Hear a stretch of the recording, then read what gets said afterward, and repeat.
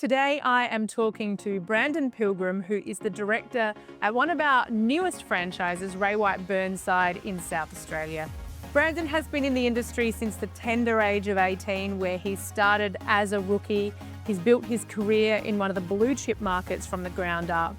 And today he's going to talk about how he has compounded over time to have an absolutely amazing career. Brandon, thank you for joining us. Thank you. Okay, so I mentioned that you started when you were only 18 years of age. I think there's two buckets of people who get into real estate. There's those who fall into it when they're straight out of school and sometimes don't know what they're getting into. And then there's others who make a change as a second career. Which was it for you? Did you know that it was such a great career when you were starting out? So you had family members in the industry already? I think I like the idea of it. I did a little bit of work experience just before I'd finished school, and that gave me a little bit of an idea of what you had to do on the day-to-day. But probably when I did the work experience, I was going to a lot of coffee meetings and catch-ups, and I thought, oh, this is pretty cool. I wasn't seeing the full 7 days, the lifestyle it is that you got to work, but it's still, I enjoyed the idea of, at that point, it was probably, selling property and going to nice houses, and then that, once I got into it, I probably got to understand it a little bit more. Yeah. And you're actually a country boy originally. Yep, Bordertown. Yeah. Nowhere near Burnside. No. Talk about where you grew up and talk about the market that you now dominate. Yeah, so I grew up in Bordertown, did all my schooling in Bordertown, so literally finished year 12, and because I'd done that work experience, made the decision to move to Adelaide and work under, it was my cousin who owned a Ray White franchise. So got into it, sort of worked in the team for a little bit, got a bit of a feel for real estate. It was always eastern suburbs, which, I drew towards and liked the idea of, probably because it was, green and leafy and probably had a bit more of nearly a country feel to it in the foothills. So that was always the goal. And then, as worked in the team, got to then decide on where I wanted to work farm area wise, and sort of instantly drew towards Burnside and that neighbourhood, and haven't really ever looked back. And so for people who don't know, because obviously this is a pretty broad audience watching it, like Burnside is, you mentioned it's in the foothills of Adelaide, in the eastern side of town, which is what we would class as a blue market. It's a prestige market. But at that time, Ray White had no presence in the eastern side of Adelaide and certainly not in Burnside. So probably at that time you were 20 years old, you're stepping out of the team, you're making that decision. Did you realise what a challenge that you were setting yourself up for, taking that core market on? Yeah, probably not really. To be honest, at the time, I just thought, just like anything, it's just an area, you work it, and you should get some success. I probably didn't know how, the other brands that were in that area, how sort of concreted in there and everyone's mentality around maybe us being a brand that didn't sell in the area. And, the boutiques did sort of dominate it at that time. So it probably made it a little bit tougher to get into it. But in a way, that probably built some resilience and, made me work that little bit harder and keep pushing and pushing to then, once it all started coming, it probably just flowed through. So I'd like to take you back a step. I met you when you were that young trainee, or associate, I should say, working under the principal of the business. Can you just talk about that first sort of 12, 18 months? What did a typical day look like for you? Yeah, I was just basically a prospector. So literally, and you were in the same office at that time, B. So, I'd get in the morning, 8:30, whatever it was at that time. I'd just do administration tasks for say an hour and a half, just to sort of catch up on the day before, which would be like adding data to the database, sending reports out in the mail, that sort of thing, all the basics, nothing too crazy on the administration side, and then just straight into the calls. Basically calls up until 2-3 o'clock, and then door knocks for 2 to 3 hours. Yes. This was all on behalf of your lead agent.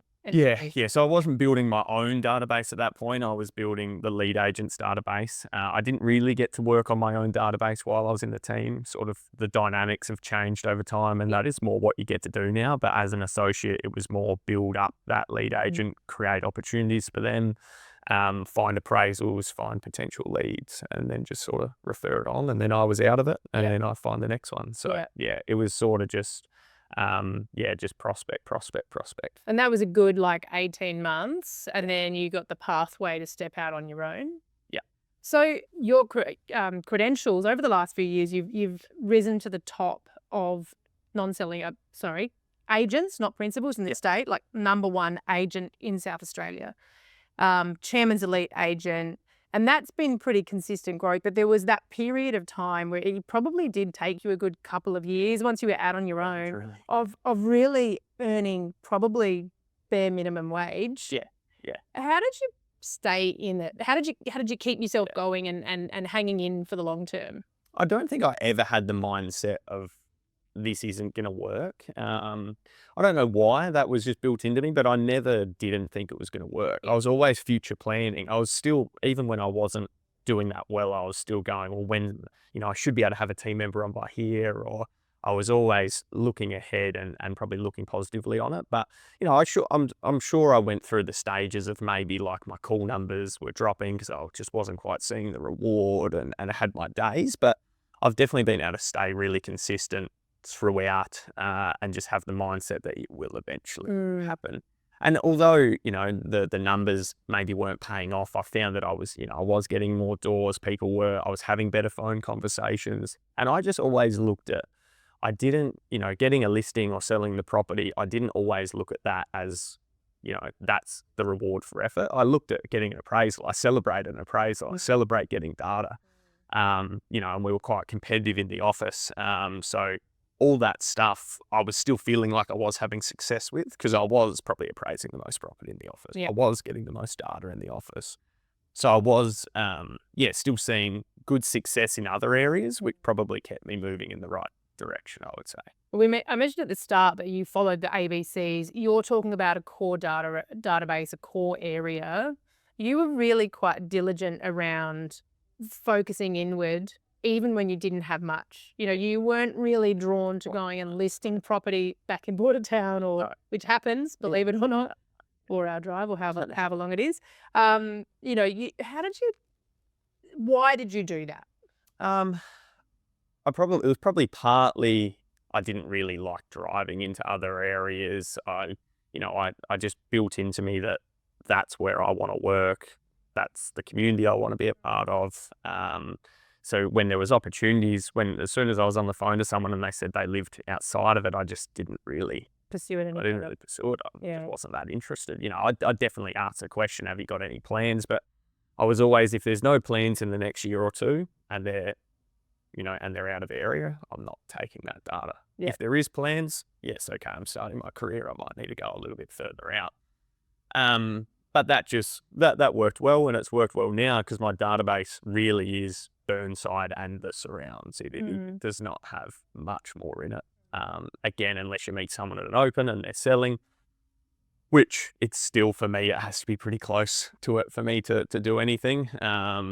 Or it's an investment, that sort of thing. Otherwise, we really do stay within our zone pretty well. So an investment that one of your core customers owns, you do it to stabilise the relationship. Yeah, exactly. So we talked about you kind of breaking into this area that was dominated by experienced and older agents. How did you tackle that initially? Like when you're going out doing listing presentations, and I don't know if anyone ever hit you head on with the, why should we give it to you? You've got no experience. How did you tackle that battle?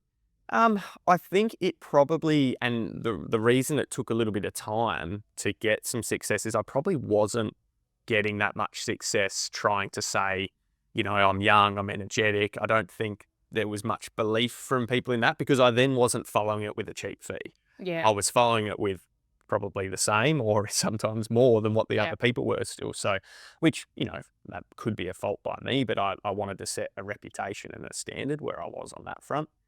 So it probably started going well, I say that third year in where the numbers started to grow because I started to not be competing with anyone because I built the relationship. Yeah, it took that long. Yeah.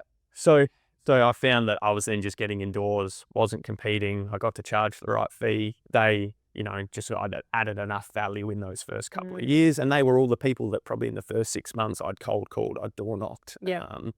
and I'd started having conversations with or I'd appraised. And that's probably the uncontested side of it is what started to build my career up. Yes, I'd win a few contested ones here and there, but it wasn't, my conversion in that front side was not overly high. So yeah, I'd say that's where it started to just move in the right direction. And did you find through this process of systematically building data and building relationships that your competitors weren't really following that model? So the people who were dominant, they weren't necessarily caring about long-term relationships as much as you were. Yeah, like it was probably, I look at it and I go, it was way too easy for me to get into that area. Yeah. Like no one, because they also weren't, none of the agents dominated Burnside. Like no one dominated it when I got in there. People sold in it and people went through their ups and downs, but it's just because they worked the eastern suburbs. They worked around that area. But no one had a focus on selling property in Burnside, and Hazelwood Park is my other sort of area. So just, I put the specific effort in. This is my area. This is my zone. This is what I'm going to know. Door knocked the streets multiple times, cold called it multiple times, started going to local cafes, all that stuff. And then, I became the local guy. Well, you now hold over 40% market share in Burnside, which is an incredible feat. Well done. That's a market share in a metro area that is very enviable. And so the other core, so this is like we've understood that your core data focus is fundamental to your business. Another strategy that's a really big part of your business is the auction focus. Yep. And that's something that you've done from day one. That was what you were taught, what you believe. Yeah. Did you find it hard when you were going out, again, with not much experience, not many runs on the board, to sell that method? Was that a sale that you were having to make early on, or was that marketplace already dominant or dominated by auctions? It was probably a high auction area, but a high auction area at that time in, 2016, 17, probably when I was starting in it, was maybe 20% was auctions, if that. Yeah. I was going into every single listing presentation saying, let's do an auction, let's do an auction. Why were you doing that? And I was just, again, it was, Mark McLeod and my cousin were just pushing that as that is what you should be doing. That is the business that we want to run. And that just gave me good belief that it was the right way of doing it. So I've never probably had to go back and forth and relearn that is the right method. I've always had belief in it. And then I found my days on market were lower than my competitors, and it was working. And it was, at that point, we were more going down the in-room path, but we were having some on-sites as well, and we were actually having success with it. So then I think, in a way, I'm probably known as Brandon, he's the local guy, but he's also the local guy that runs auction. I feel as though that's a big tag to me, because I definitely go into listing presentations, and when people don't want to do an auction, they're very quick to say, we don't want to do it. Yeah, because you have that reputation. Because I have that reputation that we do run auctions. So then we talk through the benefits and the negatives and all that sort of stuff, and often they end up doing an auction. So, yeah. I mean, it's interesting because our internal media share is we get nearly 1 in 2 media stories, and a big part of that is because we're an auction company. Yeah. Do you think that auction focus helped to grow your profile? Like when you started to get listings, then you're creating a spectacle, you're creating a talking point in the community. Yeah. Do you think it helped? Yeah, definitely. And we probably went to the on-site auctions partly for, and we've gone off the in-rooms, and I love the idea of the in-rooms, and we hope to go back into that direction at some point. But we went to the on-site just because it was a great way to build profile in the area as well, because Burnside is an area where they're all nosy. So, it'd be on a property that's got a bit of interest on a common street in the area, it'd be unlikely to get less than probably 80 or 100 people just watching it. So with that, if you're getting sales, it's great for your credibility as well. 100%. And so these two foundational pieces, doing the right thing, compounding over time, your business grew to the point where you did have to scale a team.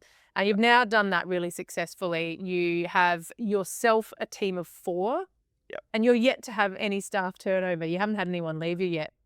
No, so we first person started, and we got rid of one within 2 or 3 weeks. My first person I ever hired, and it was just completely the wrong hire, but I don't count that one. But yeah, so Damien started with me, it must have been early 21 or started 21, I think it was now. So, and he was the general associate. You know, we aren't a massive turnover business, so he could straight away be more into that, you know, associate co-agent prospecting for himself and myself type of a role. We didn't have a lot of administration to cover. So as soon as we sort of got the team on board, we started to build some really nice structures in the business and uncover, you know, ways to really improve. And then, you know, we, for three years in a row, we sort of just doubled and doubled the business, and it just kept going in the right direction. And I think I enjoy the team side of it and managing a team, and it nearly having it so it gives you time to just think about your business a little bit more and the ways that we can improve it. And I've always been big with whoever's in the team, getting feedback out of them as well, on how they're feeling and if they think something can be done better, because it's, you know, I'm not doing a lot of the roles, I delegate a lot of the roles, so they have to be the ones who are also wanting to improve their roles and positions. But yeah, so, you know, Damien came 2021. Must have been about 18 months later that Vida came as in that team manager role, that she's really, she's owning that now, which is awesome. And then Nick, who's the newest associate, who's nearly a year now as well. So we've got a really, really solid, stable team. And we've got a really good plan towards how we'll continue the team platform and bringing those associates into lead agents and taking them out and then putting someone else in and just creating some synergy with it, sort of thing. But I'd like to ask you, so I remember when you were in the process of looking for Damien, looking for the person who ended up being Damien, and the process that you took, because so many people, when they bring someone into the team initially, that first hire, well, you actually said you did bring someone who didn't work out.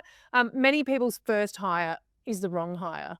And they do things like, oh, yeah, I know a guy. My mum's friend has got a son who wants to get into real estate. Or, yeah, they really we get on really well. They make decisions based on feeling rather than demonstrable effort and ability, which is actually, I remember you tested Damien. Yeah. You actually brought him in and a couple of other candidates, and you got them to sit down and make phone calls. And you made the assessment based on the facts of their output, more so than emotional connection of any sort. The bit when I get people in to do work experience for that role, it is really just make calls for 8 hours. And if you can do that, because that is basically what you're going to do every single day, if you can do that, and just not really have that moment of, oh, okay, what else is there? You know, can I do something different? And you can just go and keep your effort and energy up.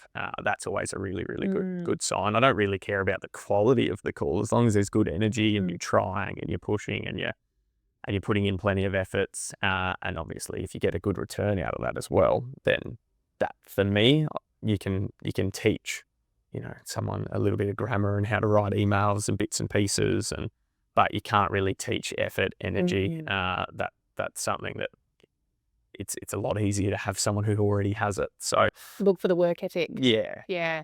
I'd love to talk about the things that you measure in your team and who's responsible for what. So you mentioned Vita's that she's the team manager. So she's really the central admin resource. Who does she help you manage the other team members?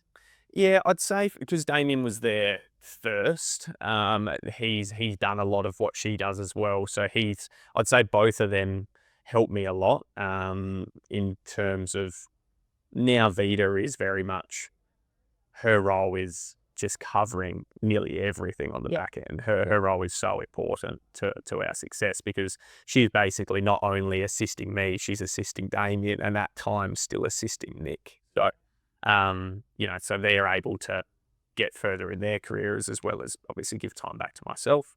But yeah, she definitely assists in leading and structuring and making sure everyone's on task in the right areas, set up for their weeks. Like, she's doing everyone's proposal, listing, appointment and appraisal prep, as well as sending proposals. Like, she's doing the works and doing that for everyone. And then, Nick takes a couple of smaller administration tasks, like just sending out thank you cards and bits and pieces like that. And just helping with, like, Vita's now not doing any building inspections or bowels, like she's in the office. That's where she needs to be, getting everything organised and done. So as the junior associate, Nick takes on a lot of that, just pop-up tasks that you have to sometimes ruin your day to go out at the wrong time and lose a bit of structure in it, but he does a lot of that. But yeah, she obviously assists in making sure everything's run smoothly, and the structures are held in place. And especially now that I'm out a little bit more with the business related stuff, it's helpful knowing someone is a bit of a general in there who can make sure everyone's on task and doing what they need to do. And Damien's your senior. He's like a co-agent in your team. Yeah. So he's done some great numbers the last couple of years as a co-agent. So his day looks like my day. Yeah. Excluding the business side of it. So he's just basically on the phones, and then going out doing appraisals and still door knocking bits and pieces. Wow. Yeah. And you made the comment about data earlier. So Damien is managing his own data. Is he managing any of your data still? Damien doesn't manage any of mine. When I need a little bit of assistance, that's Nick. So Nick's part of his role is helping with some of my delegated calls if I'm out, for a day or two and we just need to catch up a little bit. I do now probably focus a little bit more just on my hot list, pipeline and the prospects in Nurture Cloud, and not so much. I still call the geodata if I've got time, but I always do need a little bit more assistance with that than I ever did. So yeah, he'll help with that. Nick will, but Damien is just full focus on his own stuff. Yeah, right. Yeah. And so you mentioned you and Damien, you shadow, your days look very alike. So you're in the office in the morning making phone calls until lunchtime?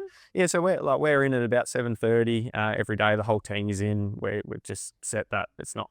We just all want to be in, I think, which is good. I haven't really need to make that an expectation. Yeah.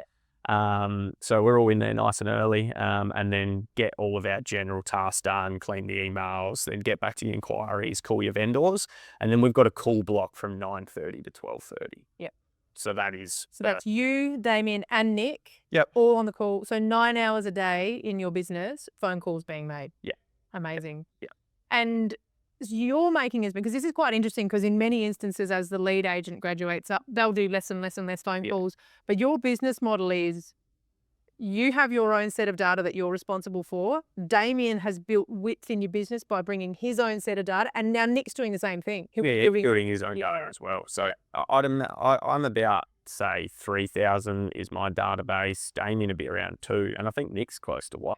So there's probably 6,000 contacts that we're managing as a team. That's which which just creates that opportunity that we want. And so Nick helps you with the buyer management as well on your stock? Yeah, so basically Nick's now got to a point where we can trust him on stock, etc., and he knows how to manage the buyers, etc. So Damien is still on probably, I'd say, majority, and then if you're on it, you manage the buyers. That's basically how it works. So if you're on it, you manage the buyers. I'll help with that. I still enjoy that part of it. So I'll still do some callbacks. I'll still manage some buyers, especially for the Burnside ones or the nicer properties that I want to be the one that's sort of active and doing it and getting the data and opportunities off the back of it. So it's still a massive team effort on that. But in terms of, just working with all the offers and keeping everyone interested and just doing little touch points, etc. It's just whoever is second agent on that listing will help. And then even if you're not, but we need some assistance, then everyone's just helping everyone everywhere. So I'd love to talk about two customer touch point strategies that you have. So first of all, I want to talk about the buyers and the bidders, because you are running, I just mentioned, you're back up to over 80% of your stock is auction. Yeah. So by and large, we're running an auction process. We're not selling them prior. We're selling them on the day. And that means that you need to have bidders there.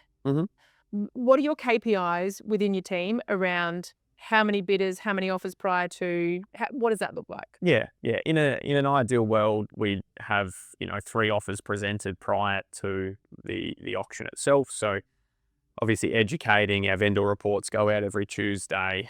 We do Monday callbacks to every single person. Tuesday, we try everyone that we didn't get. So that's probably the KPIs, is just making sure we're touching everyone, creating those lists, and then just managing the buyers the whole time. And that's what we really sell to our clients as well, is we're not just seeing them once and then hoping they rock up on auction day. Like, we are managing these buyers, making sure they're qualified, make sure they have all the information. So in most cases, we'd imagine that if you come through the first open home, you're going to hear from us at least 4 or 5 times before the auction. Wow. That's the difference, right? Because like you said, you can't, with an auction, it's an uncomfortable buying experience. And we forget sometimes that it might be the first time these people have bid at auction, or maybe they've bid a few times, but they've never won the auction. So it takes a bit of hand-holding, doesn't it, to give them confidence. And build a bit of a trust with that buyer. And then they're going to trust you. When you need to ask them for more money, they're probably more likely to give you more money. So all of that, which is important to just make sure that we have a successful auction day, because me and my team, we hate not selling at auction. We understand that is sometimes what happens. We need to go to plan B, and we have a really good strategy around plan B. But if we can get that unconditional sale on the day, it's done. Whatnot. We understand it is a process. If you don't get the sale, you need to at least have hopefully adjusted your owner into the where they should be price-wise, so then you can price it right when that 2 or 3 weeks is done. But if we can get that sale, or make sure that we at least have some registered bidders to create some activity on auction day, that's really important. And I can't remember the last time we didn't get a bidder. I think Mac has said it once: if you don't have a bidder, it's your fault. So that is what I always remind the guys. If they're like, I don't know if we're going to have anyone, well, that's your fault. Because we've had people through the open. I'm sure they'll buy it at a certain price. Has your dialogue been right? So it's just making sure we've always got someone there, so that we can create something. So then your vendor's not going, well, why did I just pay an auction fee for you to have nothing happen? For us, it's just important to at least have some people there on the day, even if you're not going to sell, to create, even if it's just one bid, to show that there was something happen. The market evidence. Try and negotiate, and that's going to help in, again, assisting in that adjustment with the owners, as we all know. And on the vendor management side, what's your process? When will you do your reserve set meeting? Ideally, best case is day before, if not 2 days before. So if we've got a Saturday auction, it's a Thursday or a Friday, because that's when we have the most information and I can have an accurate conversation with them. How does that go? Like, what are the types of things you're saying to vendors at that reserve set meeting? Like I basically talk through our strategy on auction day. I talk through the different ways the auction can go. I've got a really, it's not just a chill conversation. It is working through a structure. So I talk through the first option, and that is if it doesn't sell, and just talk through plan B and basically make them comfortable with if it doesn't sell. And it doesn't matter, even if I think I'm going to have 20 registered bidders and it's going to go well over, I still talk through that option, just so they're aware of it. So we talk through what happens, how we'll price it, and I guess the mentality and the strategy around how we can get a result for you nice and quickly. And then we talk through what a negotiation auction looks like. So when it does pause and we do have to negotiate with the bidder, and how I get the most out of them. Little things like I never disclose the reserve. I talk through all that with them, and how my goal is still to get you more than the reserve price if I can. But if not, we got to negotiate. And in most negotiations, both parties need to be able to work on something, and may need to meet at a happy medium sort of thing. So discuss that with them. And then just talk through what a momentum auction looks like, and how not only we're just going to hit the reserve, how we're going to milk it for every last dollar, and explain that to them. And that is with our crowd work, etc. on auction day. So that ends up being, say, a half an hour conversation. I try and have that conversation, and then we talk about the actual reserve price afterwards. The conversation is not centered around the actual reserve price itself. It is centered around our strategy. Now, what are you comfortable with your reserve? And helping them understand what to expect on the day, because it is a really high pressure moment, and helping them to feel more comfortable as they and just know what we're doing at every point, so they feel like, oh, okay, I know what's happening. We're negotiating. He's paused it. I know what he's doing. He's probably out there talking to the buyer, etc. And just giving them a good overview so they're completely comfortable, and then just giving them a good experience.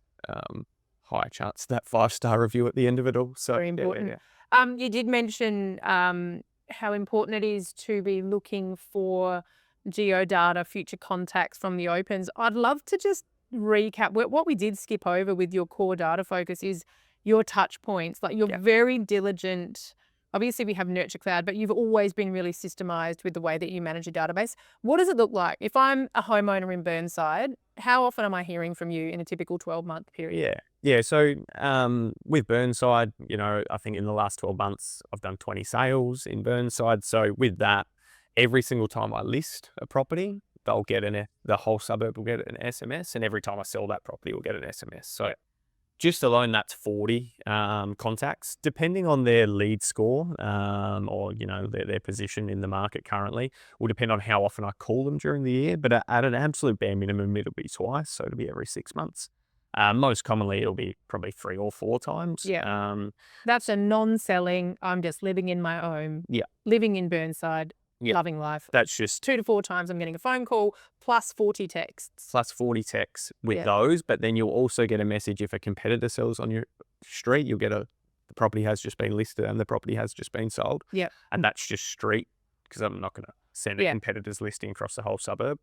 So you get that as well. You'll get something in your letterbox every month from us, just as a pretty generic prompt, something that might say, it's coming up to spring, call us if you want to have a chat. You'll get street of the weeks. Every street will get done at least once a year. Mm-hmm. And that's a letter format. Yep, letter format. Yeah. And then we'll do just solds and just listed for every single property as a BL. Yeah. Wow. So, it'd be unlikely if you don't see me and something from me at least probably twice a week. Wow. Yeah. So when you add all those pieces up, it's over 100 touch points every year. That's for a non-selling homeowner. Non-selling. But if I'm selling, I'm hearing from you far more frequently. Yeah. Because then the calls obviously ramp up, and then you're getting a little bit more of a personal experience on the front. And you've mentioned like just the magic of the texts as an additional layer. Like, so the texts are not the primary thing. You've talked about the establishing and maintaining of the relationship, but those texts around your activity in the suburb are just a nice, non-intrusive way of add value, subtly reminding and adding value, showing up market activity, what the suburb's doing, but just keeping yourself top of mind. Top of mind, because if there is that sudden change, they're going to think of someone. There's only one person they're really going to be thinking. Yeah. So for me, it's just a matter of always trying to, if there's an opportunity to build more data, I'll try and build more data. There's a new call list that comes out, we'll call that call list. Like anything to try and keep getting more data in the area so that we are covering as high a percentage as we can. Obviously there's always the renters and that sort of thing, so it's hard to get that data, but if we can, I think we've got 55% of the whole suburb in which we're talking to. It might be higher than that. So we're speaking to a lot of people. We're giving that information to a lot of people, and it's just going to improve our chances of getting those listings. And even the ones that, even if they're not on my database, I'm not speaking to them, just how many drops and bits and pieces there, just getting a loan. Yeah. Hopefully we'll still uncover some opportunities that I'm not aware of. Yeah.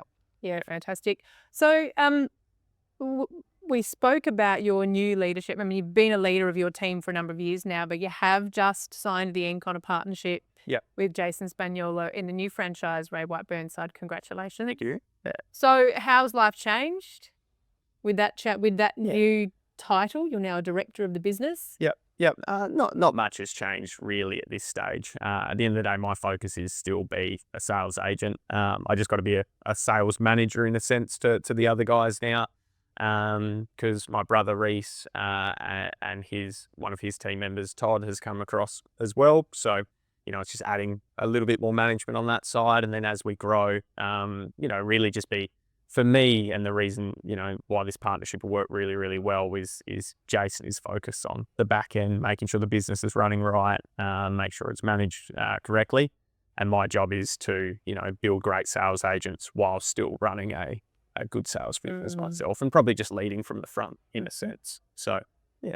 And what is the next 5 years? Like, if we flash forward, you're still in your 20s, you're still a very young man, you've achieved so much in your career so far, but when we get you into your early 30s, what does life look like? What does the business look like? Does your position remain the same, or do you see that evolving? It's going to be very dependent on just how things generally evolve. At the moment, I'm pretty happy selling property, and really keen to try and build into the little bit more luxurious market of Adelaide, which sort of I'm taking that on me as that's what I have to do. Help the team, and then help the team also build into that market with me. So that's a big focus at the moment, is continue to grow market share, but also, get into those bit more multi-million-dollar homes. We're pretty comfortably selling a lot in the ones, the twos, but trying to maybe get into those few that the numbers that we don't quite see as often in Adelaide. So that's a goal of mine, to enter that market, but also just keep growing as an office, and get more out of the guys that are there now. Grow their teams, sort of share what I've done and how that's worked. And we do have a really good blueprint of how to do it now, which is pretty cool, because as soon as someone new comes in, they just get chucked into the same program, and it's hard to not go well doing it. It is literally a blueprint that we know works. We know it works really well. We know that if you get the right person with the right work ethic, that they will do great things. So it's just a matter of getting the right people in. And obviously that'll come down to recruiting as well, on top of that. So getting some other agents in, that can help us keep building, and hopefully, put those agents into the same program, help them build teams, and just have a really, really strong business with high performers in it. Exciting. Brandon, just to finish up, what is something that people might not know about you?